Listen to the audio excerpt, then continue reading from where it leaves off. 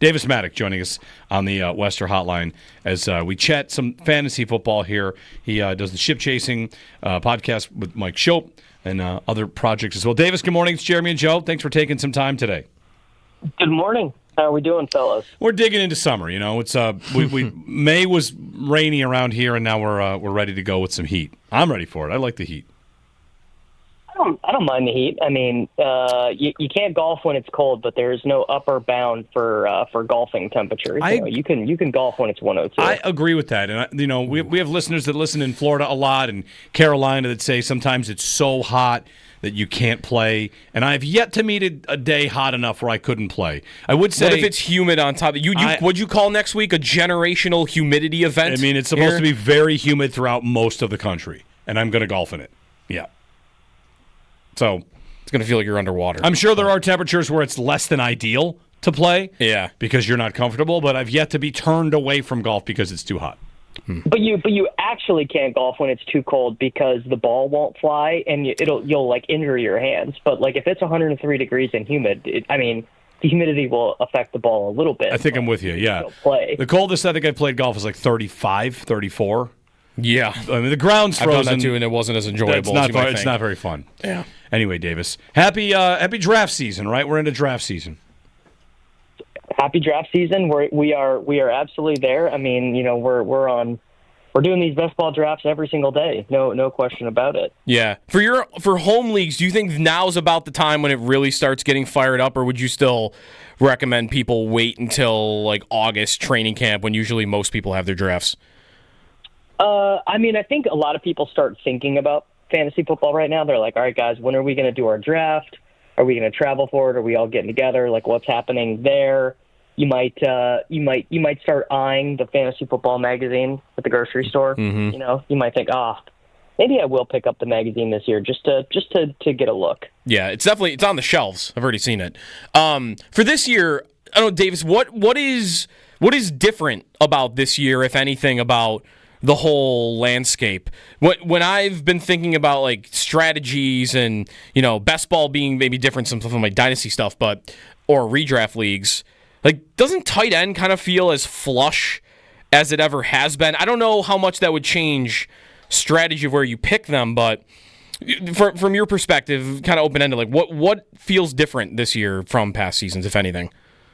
I mean, I would say two of the things that are pretty different is that there are 5 quarterbacks that go off before pick 50, which is pretty strange. Like in most leagues, you've got Josh Allen up there in Buffalo, Lamar Jackson, Jaden Daniels, Jalen Hurts, and Joe Burrow. There's always kind of the quarterback who threw the highest amount of passing touchdowns the year before kind of always gets overdrafted the next year. And then the other thing is that because no running backs really got hurt last year, the market has decided that being 29, being 30, being 31 in the case of Derrick Henry is no impediment, that there basically is no adjusted cost for running backs being past the best of their aging curve. Would you be buying with that, or would you be selling, I guess, then the Barkleys, the McCaffrey? McCaffrey's different, though, right, because of all the injuries from last year, but are you finding yourself heading towards those guys, though?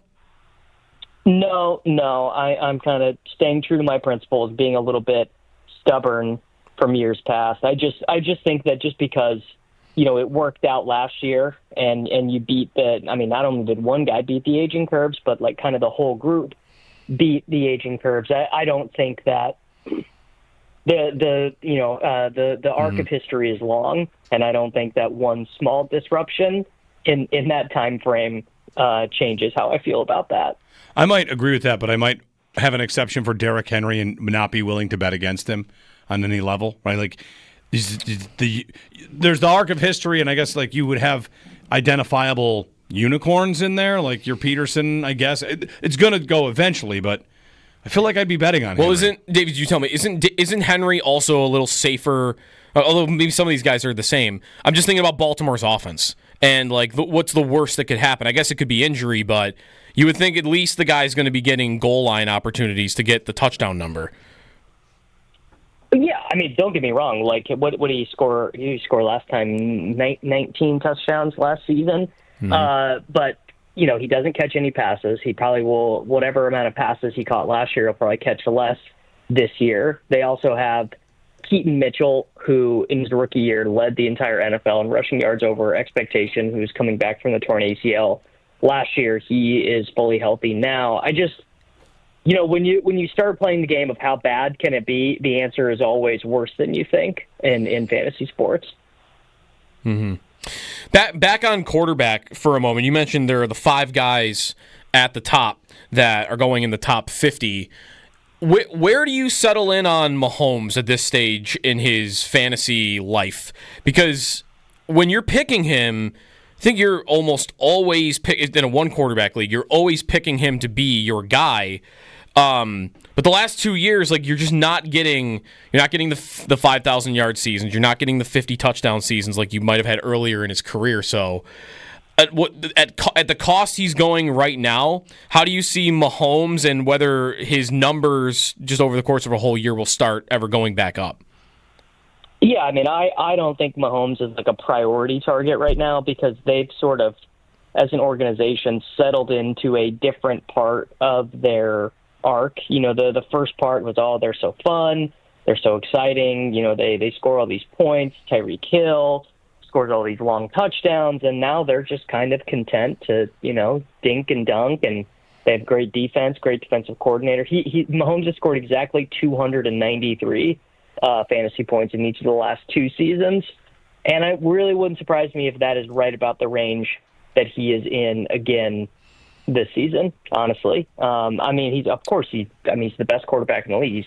He could throw 50 touchdowns, but I don't think that is something that you can reasonably expect from them anymore. Right. And maybe it depends on the league you're in, but he's in a group of guys that it just doesn't feel like he belongs in because of how we kind of rank these guys, how we think of them, where Mayfield, Bo Nix, Goff, maybe I'm missing somebody, but these are not guys that anyone would say are as good as Patrick Mahomes, but I don't know, almost all of those guys. I just feel like there might be more upside this year with almost all of them. Yeah, Bo Nix could score 10 rushing touchdowns. Mayfield, just by the defense and how they play, he could throw 50 touchdowns. Baker Mayfield could win MVP. It really, frankly, it's sort of a question of, does Worthy get any better? How cooked is Travis Kelce, and what is Rashee Rice's knee situation? If Rashee Rice's knee is fully good to go, Worthy gets a little bit better. Kelce, reports are right now at training camp that he's lost some weight. If Kelce turns back the clock a little bit, then sure. But my guess is their offense probably looks more like it did last year than like it did in 2021 or 2020. That note on Baker, what is the formula for him to have such a monster season? MVP is a big title there. Is it just because they're going to be a wagon on offense and they're going to be a mess on defense and they could win the division? Yeah, he threw for 4,500 yards last year and 41 touchdowns, and they won 10 games. Now, obviously, that would require one of Allen, Lamar, and probably even Jaden Daniels would need to have a bit of a down year for that to happen. But if they win 12 games and he does what Jared Goff did last season, 4,600 yards, and he gets to 45 touchdowns, I think it's very realistic that he wins MVP. He also runs a little bit. He's quite a good scrambler. I don't know his exact numbers from last year, but he adds in more of that than 378 yards, 3 rushing touchdowns from last year. He does that again. He's definitely top 5 on the ballot. Yeah, he cleared his career high in rushing in a season by more than 200. So he definitely was doing that last year. And they drafted Buka. I don't know what Godwin's situation is, but I guess really it's the defense point, though, right? If they are trailing in games or just they have to keep up and that offense is that good, there could be Burrow-level numbers, and maybe that's not that far of a leap for him. It's definitely possible. Burrow, I guess if you were betting right now, Burrow probably would be the one you would say, okay, what quarterback can throw for 5,000 yards? I guess Burrow probably is the top. Mm-hmm. But I would be, particularly for fantasy, I'd be a little bit more interested in Baker because the market is making you pay, through the nose for Joe Burrow right now. Davis Mattek joining us on the Western Hotline. A little fantasy talk. If we're talking the young backs, I want to get your thoughts on the young running backs because it was said to be a very good class of young backs. And do you have a tier break after tier 1, tier 2? Like, how many guys would you put in the top 10 that could be considerations for top 10 picks? Because, Omarion Hampton is one that's always at the top. But I see so much R.J. Harvey, and it feels like, is this ADP moving consistently? Because people are getting more and more bullish on what he'll do with Denver. Harvey and Hampton are actually both moving down boards right now, which is what you would expect kind of right now because the coaches are always going to give, it's very early. We're at mandatory mini camps. Like coaches can be like, oh yeah, Najee Harris, he's doing a great job. Really happy to have J.K. Dobbins in the building. We want to put some on Hassan Haskins' plate. Like this is the time of year when coaches are very, very deferential to their veterans. I mean, I think Pete Carroll the other day even said, oh yeah, we view 32-year-old Raheem Mostert and Ashton Genty as a committee. Like coaches will just say anything to placate veterans right now. Right, which would be obviously flooring if we got to the point of the year and Genty wasn't getting most of the work. What about as we're on running backs here, and we get to the Bills a bit with Davis Mattek. James Cook last year, huge amount of touchdowns. Didn't actually have like tons and tons of opportunities, like especially the 1 and the 2 yard line, but he got there. I think everyone's kind of thinking there will be regression this year on the touchdowns, but when you're projecting him out for fantasy, Davis, how much regression are you kind of expecting from Cook? I expect his touchdowns to regress a lot. He scored 17 last year. I think 10's probably more reasonable. The thing that you need to hope if you're a big James Cook guy is that he gets the passing down work back. He was not their passing down back last year. They were passing to Ty Johnson. They re-signed him to the team this year. Now, maybe Ty Johnson gets cut. Maybe they just totally marginalize Ty Johnson. I don't know. I tend to think Ray Davis is like a better interior runner than James Cook. Maybe that's a minority opinion there. But I'm concerned that Cook's usage and fantasy value looks more like it did the 2 prior years. And the year before, like a low-end RB2 kind of for him as opposed to last year, which was more of like an RB1 week to week.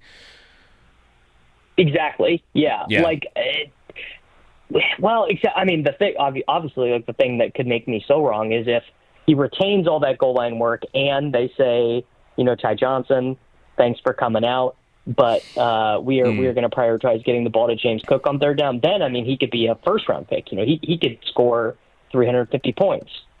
Sure.